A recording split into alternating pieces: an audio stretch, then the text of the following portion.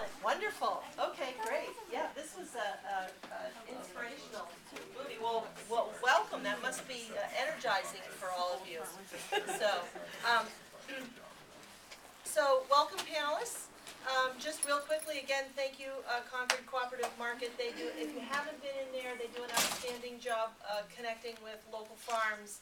And you can go in there, and it comes and goes, and you can ask which farms, and they are the go-to source for local farming. So, and thank you for all that you guys do supporting that.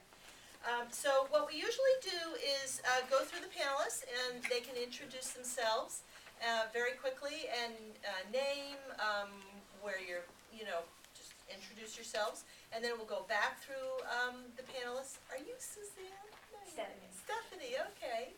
Hi. There are 4 and I was expecting 3, so here we go. Okay, and then we'll come back to each of you and ask you your thoughts on the movie. So we have all young farmers up here, so that's terrific. So we'll get started, and let's start with you. Okay. Hi, everyone. My name is Stephanie Aubert. I recently relocated to the area. I was attending Plymouth State University for 4 years, and I spearheaded a project, Plymouth Permaculture Project. I would say it's kind of a demonstration site focusing on perennial plants and kind of an urban setting. Yes, it's in the mountains, but the property is actually 1/6 of an acre, and it serves as an education or a demonstration site using different alternative technologies and growing different more obscure plants, native plants. Usually the plants I choose to install in the ground, if you will, must serve at least 3 functions: medicine, food, building soil. So that's a little bit about that. I'd like to talk, or I'd be happy to talk more about it after we break up. But so that's where I'm at. I've been organic gardening for 5 years. I'm really interested in wild foraging and bringing some wild plants into the mix. I guess that's that. And Stephanie, you've moved from Plymouth to here. Yes, Okay. absolutely. Are you still looking for work? I am. There you go. Okay, Ray, go ahead. My name is Ray Connor. I'm the new Beginner Farmer Program Coordinator with NOFA, New Hampshire. So if you're one of You those all beginner hear? farmers. Okay, a little louder, Ray. Yep. My name is Ray, and I am with NOFA, New Hampshire as the Beginning Organic Farmer Coordinator for a new program that was funded actually through the USDA program mentioned in the movie.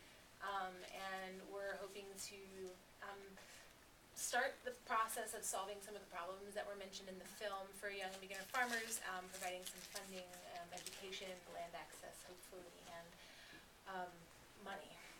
Those are big, big problems. So I'll be working with that for the next 3 years, hopefully successfully, and with your help. I'm also a super small farmer. I have a small farm in Pittsfield where I'm working within a permaculture, with a permaculture design to raise local meats and eggs and eventually perennial fruits and vegetables. Now, Ray, so you're with NOFA. There's a winter conference coming up, Yeah. and I understand there's a full workshop on beginning farmers, or There's 3 workshops on beginner, like a beginner farmer track, which has 3 workshops geared towards very beginner farmers, and we have some of the presenters in this very room, Ryan and Mike of Phoenix Hill Farm, who will be talking about pork, raising pigs from birth to slaughter to market, and they have pork all over the region already. They're beginner farmers who are really like fast track, delicious. and the information is out. All the information on this program, the winter conference, scholarships, and my information if you want to contact me is on the NOFA New Hampshire table, as well as registration for the winter conference and for NOFA. Okay. Shara. Well, my name is Shara Ross. I currently am working for the Vegetable Ranch out in Warner, New Hampshire. I have studied organic dairy nutrition at the University of New Hampshire. I have also worked with a partner owning a small farm, raising grass-fed beef, growing vegetables in high tunnels and outside. Done the farmers market thing. I have kind of a broad range of interests, but I really just love growing food and providing it and talking to people about food. I love it. One of my true passions that I have yet to really dive into is cheese making. So I'm hoping in my spare time, to get a cow. So if anybody has a spare cow, Yeah. okay. Excellent. Luke? Yeah, we have some spare cats. Yeah. I might show up. My name's Luke Mahoney. I come from Brookford Farm in Rollinsford right now, and we'll be transitioning shortly to Canterbury, rain or shine. So we farm, dairy is primary on our farm, and then from dairy comes a lot of other products, pork, chickens, which is broilers and eggs, vegetables, and we do some small grains as well. We've been working for 5 years in Rollinsford. We've worked to establish a pretty good business, but it was on rented land, and our lease was up as of the end of this in April 1st, and we had to scramble to find land, and we really thought that there was no chance in hell that we'd find it in New Hampshire. we were getting ready to pack up to New York or Maine or further, and then this opportunity came up in Canterbury, which was great. It was a chance of a lifetime, I think, for us, because it matched the acreage that we worked with almost exactly. A little bit better quality land, but tired. Yeah. So Excellent. Okay. Congratulations on that, by the way. Yeah, Thanks. we're all looking forward to it. I wanted to say also, just in relation to the film, we were successful with FSA, and I think that they are turning, especially in this state, towards local agriculture, because they've seen so many farms fail, not going the local stream, and they've been incredibly supportive the whole time, and I strongly recommend working with them. Right, any other, we'll go this way this time. Any other thoughts on the Yeah, movie? Or? the other thing was, I forgot, it'll come back. Okay, we'll come back to you, Luke. Okay, Shara, what'd you think of the movie? I thought it was great. It was very inspiring. This is obviously a common passion probably of all of ours. So it was great to see it, and I hope that it really gets people thinking, gets gears turning. While I currently work for somebody else, I do plan to have my own farm someday and to be part of that, and it is so important on so many different levels, socioeconomic levels, just basic human needs. We need better food, and we need food. Why not from our own community, and why not you put your dollars into somebody who's right next door, who's working, and you're buying the product, but you're also supporting them so that they can stay on the land, they can farm the land, and then they can give you back a good quality product to feed your family and keep you and your family healthy. And I think that's sort of the whole thing in a little nutshell. Okay, so not glorified too much the movie was, or? No, it's good. pretty, I'd love to see them do more, go out there and interview more farmers. Ray, what'd you think? I thought it packed a lot in 45 minutes. Yeah? I think A little louder? it packed a lot in the 45 minutes, and I haven't really had enough time to think really about it since I just watched it 5 minutes ago. So I thought it was neat to see a diverse group of farmers. I was really excited about them going to the southeast, because there's like a dearth of organic and sustainable farming down there, and small scale agriculture from Florida. So it was neat to see my homescape sort of, and with folks working the land the way that I kind of get it here. That's all I can think of. Okay, Stephanie, what'd you think? I thought the movie was inspirational, for sure.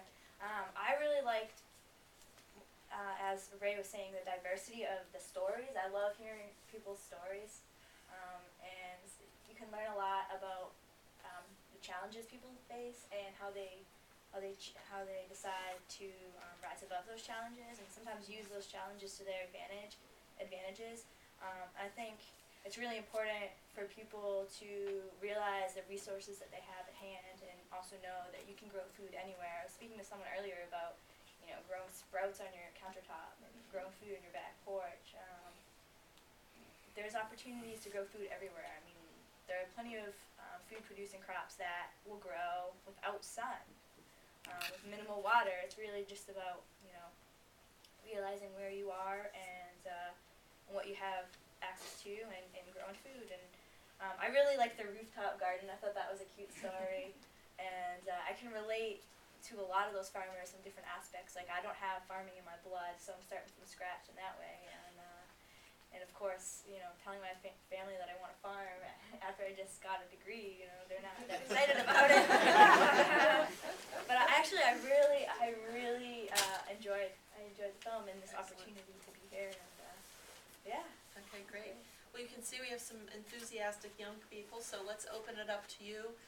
New farmers, old farmers, pick their brains. That they've gone through some things here. Maybe they can offer you information about the real life of beginning farming and what they've gone through.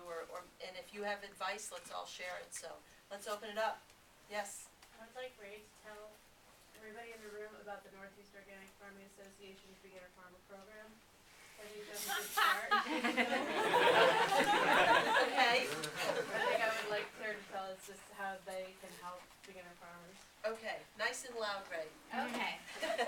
Well, we have we have a grant from the USDA for the next 3 years to work with beginner farmers in various ways. There's 4 tiers. The first tier is through creating an apprenticeship matching tool online where farmers who have farms and are looking for apprentices, who are folks who are interested in farming but maybe don't have the experience to be hired, can match up, and you can essentially create that like mentorship apprenticeship role that I think used to happen a lot more often than it does now. And I'm working on some of the details on that. The second tier is the Journey Person program, which is based on a MOFGA, Maine Organic Farming Association program that they've been doing for 25 plus years, where they hook up a farmer who has access to land and is starting their first, first year in a commercial farming venture. It hooks them up with a mentor and provides funding for both a stipend for the mentor and funding for the farmer to create a business plan and get education in whatever capacity they need. The third tier is through just workshops, the winter conference, education, that kind of stuff. So we're going to be providing those workshops and scholarships to attend those workshops. And the fourth tier is to create a general mentorship sort of system in New Hampshire where farmers with experience are in a network and database, and new farmers can come into that network and database and find the folks with the expertise that they need to collaborate with, to hook up with, to apprentice with. Sort of formal, but where that information is accessible in one place. That's the goal. Information about that is on our website, and you can email me directly. It's at BOF, which means Beginning Organic Farmers, at NOFA New Hampshire. That's an NH, NOFANH.org. And there's information on the table. Okay, great. Next. Come on. Okay. Yes. Derek Owen, I represent a state rep from Hopkins, and I just spent a day at the Holiday Hotel of the Inn discussing all kinds of issues, which includes the small farmers and the FSA. It was a very broad discussion all day. But my main reason for speaking up is that I'm sponsoring a bill in the House, which is coming up for a hearing on the 17th. And we would really enjoy and like to have some people who are trying to find funding for land or finding land for beginning farmers. My bill is set up as a study and to looking at ways to find land for beginning farmers. And your mentoring idea had not occurred to me. But my bill is for a study, and we're already finding some objection from, I think the Farm Bureau has, turned down the support, so I hear, and we're not sure why, we'll find out Tuesday. But some farmers are jealous that we're trying to find ways to help the small farmers. They're thinking, worried about competition. And it reminds me that Commissioner Merrill was talking about when they had a bill in the House a number of years ago, I've been there for a while now, that the farmers who worked very hard to have farm stands were objecting to farmers markets because it would cut into their markets. But that proved to be a miscalculation because the farmers markets have, I think it just, what was it, 1 year they've increased, I think they've doubled or some fantastic number. Yeah. So Great. I would appreciate anybody who can take time to come and listen to this, presentation of this bill. Where is that? So that's, time? It'll be in the LOB building, room 304, I believe it's at 11 o'clock, but you can call my home anybody can get my number, or call the State House and find out the exact time of day. so I think that's it's 11 Tuesday. o'clock.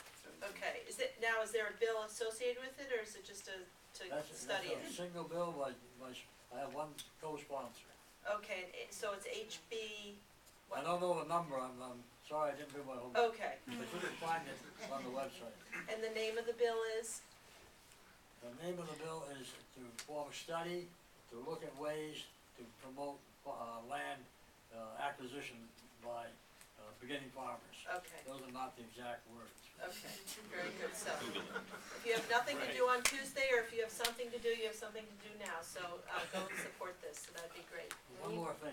Yes, sir. I have an announcement, maybe you'll bring it up, February 11th, Oh, yeah. which is put out, you should probably notify people of that. The too. Small and Beginner Farmer Network, Specialty Crop Yes. Series, and their annual meeting is up in Plymouth at, what's the restaurant called? Common Man. Yeah, Common the Man. Common Man, Okay, all day, starts at 11, or starts at 9. Concord. They're all over the state, this one's in Plymouth. First one's in Yeah. Plymouth at 9 a.m. Okay. Yeah, and who's sponsoring that? the Small and Beginner Farmer Network of New Hampshire. And is that something somebody can Google and go to the Yeah. website and Yes. search that out, and that's February what? February 11th. 11th, okay, great, thank you. You can find that on Yeah. Facebook. I have a question. Yes. So you've got kind of a captive audience of probably about 50 people here, and it's a combination of foodies and, beginner farmers and whatnot. So what would be your call to action for us? What can we do to support this kind of growing movement of food? Go work on your farmer's land for free.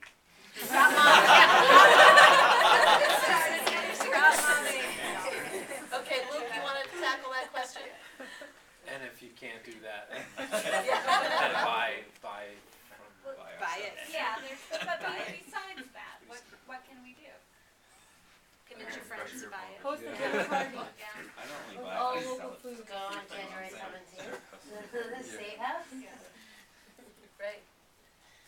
Shara, you wanna, Yeah, besides go out and buy it, try to make an effort. I mean, it's not just, we don't want it to be just a fad that will pass, we don't want people to say, oh, we love local food and it'll be really big for a year and then everybody says, we're just gonna go back to what we were doing before. We want it to be a lifestyle, we wanna change the way people think. I mean, you're never gonna change the world, I know sure you can. But you can, yeah, it has happened. But it starts small, and don't get discouraged and don't get caught up on, oh, but it's easier if you do this. I mean, you gotta think about the benefits of it and then tell other people about it and, volunteer your time. what Go about, pull some weeds or something. what about committing to a CSA, does that really help? Oh, yes, Okay, immensely. Luke? Yeah? Yeah, that's great help, and tell your friends to They actually join. touched on that. Friends, you can, like if you understand, and you have probably 10 friends who don't, and you can make a huge difference just by keep hounding on them to, the points of why it's important, and over time. Besides, of course, the market, get it. because that's a huge thing, and I think, in that case, we're mostly preaching to the choir here. But what do we need in New Hampshire? Because, what is it, only a third of New Hampshire farms are even profitable right now? what is it besides just the market, because we can work on that too, but what's going on that's preventing that from being more successful? Eat seasonally. USDA slaughterhouses. Yeah, it's a Yeah. big one. I think we Really? need like people to volunteer their time to be advocates for farmers, like on an organizational and on the policy level, because we all know what needs to be done, but the farmers don't have the time to make it happen. And and we need those people to make that happen. I was gonna say support structures that are in place to do that. So Mhm. like organizations and institutions that are advocating for the small farms throughout So the like state. NOFA? And they And, are. yeah, and New Hampshire Small Beginner Farmers and New Hampshire Forest Institute of Agriculture and Forestry. There's a bunch of like organizations that are cropping up to support those farmers and funding organizations that do the same thing. The biggest thing, I mean, I've been farming for about 4 years now, and we do poultry, eggs, and chickens, and vegetables, and we do farmers markets. But I think the biggest thing is you gotta get more and more people out of the big box stores like Walmart, Hannaford's, or whatever, and buy locally produced products. Because I mean, you know, we sit there and watch, hundreds of cars go by a day, and they don't even stop. And a lot of what we're selling and other people selling is comparable to what you're buying in the store price-wise, but the quality and nutrition-wise is so much higher. Right. And I think, they've been doing a little bit more, public service announcements on TV about local agriculture and stuff like that, but I think you just really need to get people, just the average, person to realize what's out there and what's available. So how can we do that? I mean, any thoughts, panelists, before I open it? I mean, how can we do that? Well, I think there needs to be sort of a larger bridge from farmer to market, from connecting the people to the farmer, because not everybody, a lot of, especially out here, a lot of farms are off the beaten path, and a lot of people don't want to drive to 5 different places to get all their food. And it's nice if they do, it's nice if they want to make that effort, but we all know it's not convenient, and they're busy too, and we can't expect all the consumers to drive out there, so we definitely need more venues in which to sell our products. So definitely smaller local food markets that will commit to only buying in from local farms would be great, if there's more things like a co-op market, in more places, that would be a huge thing. Schools using more local food, restaurants using more local food, hospitals, all of the downtown business, I mean, there's everybody eats, so there's many options, but there definitely needs to be a way to make it more convenient for the consumer. And then more public health education, why is this better for you? Yes, sir, in the back. Well, I was thinking of little kid events and bringing the public to the farm, and I was just thinking, we raised our kids and they ate what we raised, but now our daughter buys local. She goes to the farm with her grandkids, so they experience it. This is in the Upper Valley, but I just wonder how much of that is going on. I wonder if you'd speak to that, because Yeah, I mean, that type of real visceral connection to the farm by the people, I think cultural events can go a long way because everyone could be attracted to an event on a farm. Everyone likes a hayride, and then through that you can talk on the hayride and explain where this food is coming from and why the eggs cost what they cost and why the food is costing what it's costing. I think those cultural events are a good way to bridge. Is there much of CSA Education. with labor input? I mean, does that happen much where people actually able to come and participate in helping to grow it and other crops that I know? We don't have that too much. Sometimes we do a pick your own, which is also very helpful. Some kind of a cross between places where you can go garden yourself, where you can go and, contribute labor to the value of the CSA or something. A lot of folks as well. Workshops. Yes. I was just gonna comment 2 things. As a guidance counselor, I really try and take students on field trips, and a couple field trips to local farms, like we've been to Eckhart Farms and stuff, just 'cause it's right down the road and things like that, and it just makes kids understand so much, just an hour or 2. And also, we volunteer at the Hillsborough Food Pantry Garden, where we're growing food for the food pantry. And that's just been huge. It's our 3rd year doing it, and the kids are learning about things like kale and, you know, eggplant that they've never even really seen before. And they're giving food to the food pantry, and they're like getting dirty and having fun. So it's just a total win-win. And I think that our schools really could do a lot more. Go ahead. You mentioned something that sort of addresses this with the hay rides, but there's sort of a conception that organic food is sort of an elitist thing that only people who can shop at Whole Foods can get, and it's not for everybody. What would you say to that? What are some solutions, both as far as retorts to that, or also kind of activities like and events that you mentioned? Part of our CSA, when people sign up for our CSA, we give them an option to donate to a fund, which we then can circulate back to low-income people who apply and ask for a discount on their share. Yeah, that's pretty helpful. Anybody else wanna comment on the question? It's hard to Yeah, it come is. back to I that. know what you're saying too. I completely, I get that a lot too. I think that, well, again, you know, sort of just education is really what's lacking here, and there is that whole idea that, you know, organic food is more expensive and therefore, you know, not everybody can afford it, so this isn't necessarily gonna solve the problem, but there should be more programs in place to make it so that it is more accessible. And a lot of, you touched on a little bit talking about what goes into pricing.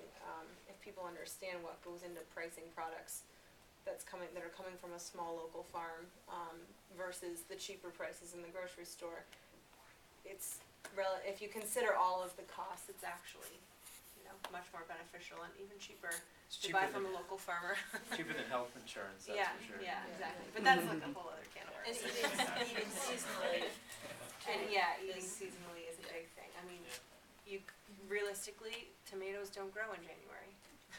Right. And if So- everybody Yeah. looks But they at, come if out everyone with a nice looks at strawberry what they can do without, there's always something in Yeah. life, like that extra bag of potato chips every week, or even a movie, Yeah. you know, maybe not this one, Not but. this Not yet, yeah. But it's making the changes, and that's, you know, people need just to realize that it is possible, but you have to be willing to make changes in your lifestyle. Well, I think from top down too, like I know, I think WIC was giving, They money were. to people that's been at farmer's market, They and got they rid of withdrew that this year. Oh, So like from a yeah. policy level, like that is really significant, like they just made a huge statement.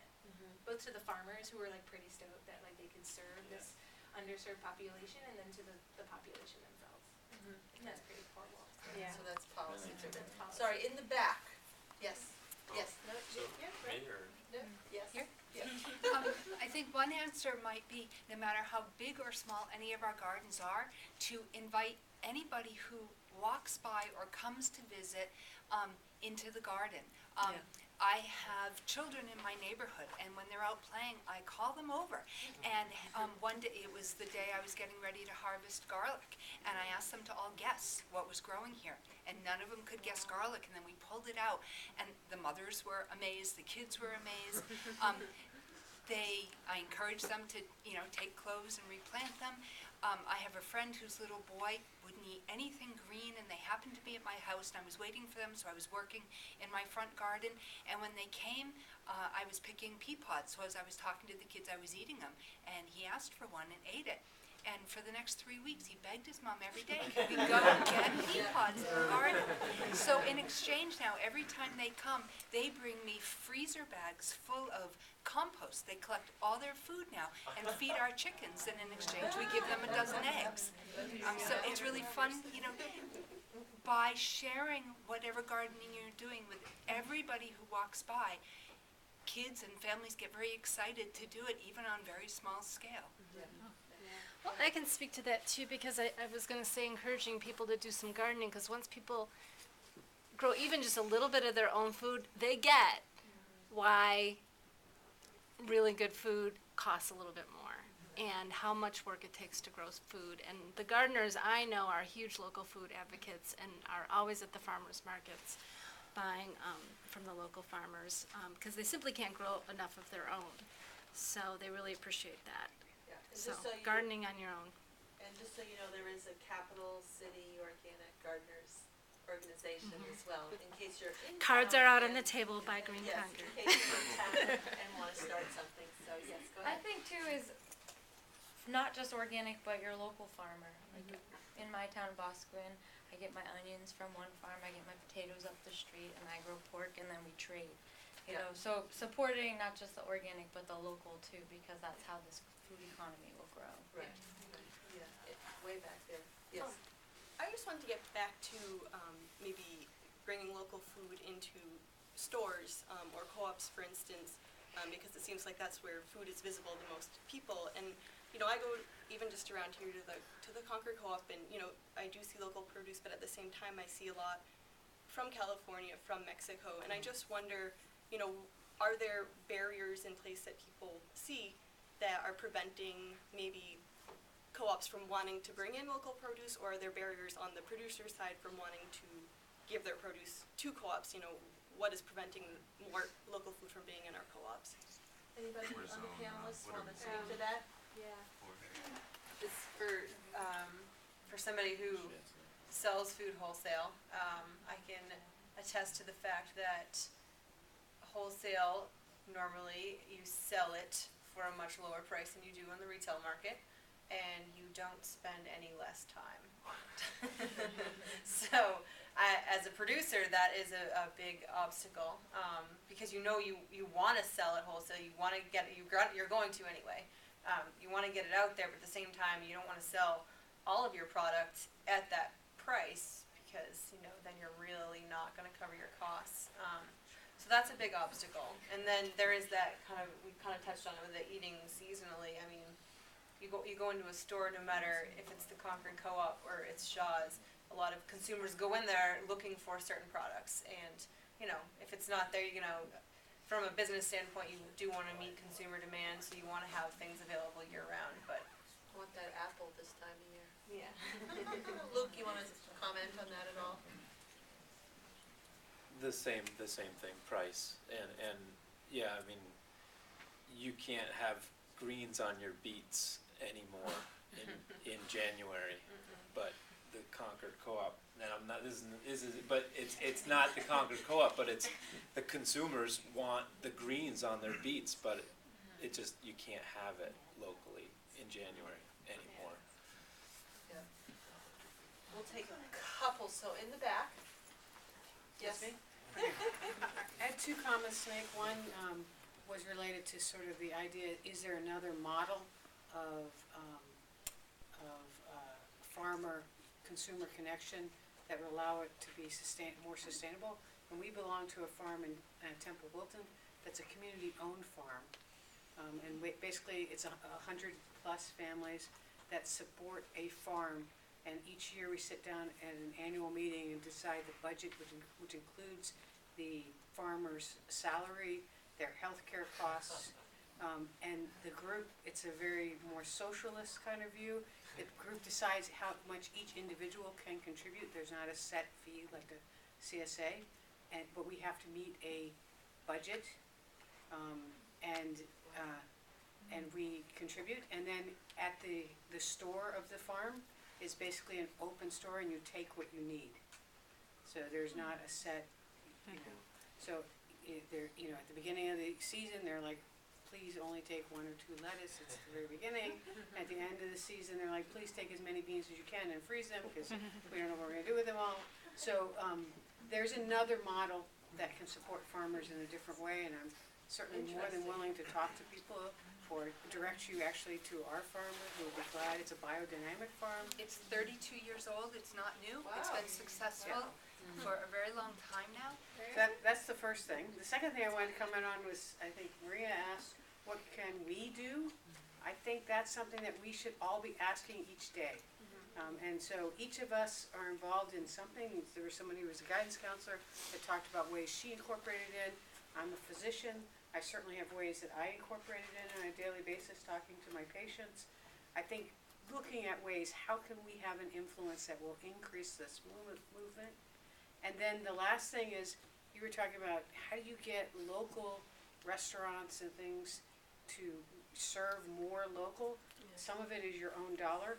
Go to the places that serve it, they talk about it, they advertise it, support them. The other thing is that there needs to be a bit of an infrastructure developed. And I was listening to on NPR out in Northern California, they have a computer infrastructure they have where the farmers can input, I have this much available right now, and the restaurants and the hospitals and stuff can look and say, I need this much, and then they coordinate it. And so that's an opportunity. Ray would like to speak to that. Since I'm sitting in for Suzanne Brown, I'm gonna speak to her model, which is working on doing that out of North Conway, with the New Hampshire Institute of Agriculture and Forestry. Suzanne Brown, who was supposed to be here, is working on that model within New Hampshire. So she's setting up like trucks and contracting with farmers and contracting with restaurants and hotels and blah blah blahs, and she's saying, okay, what do they need, and she's finding it from the farmers, and they're naming their price, and she's trucking it out, and that's her model. She's just starting, but it's one of those organizations we can all support by being members of, by buying from. There's a website, and by spending your money through that organization, by ordering food through them, and by contacting her.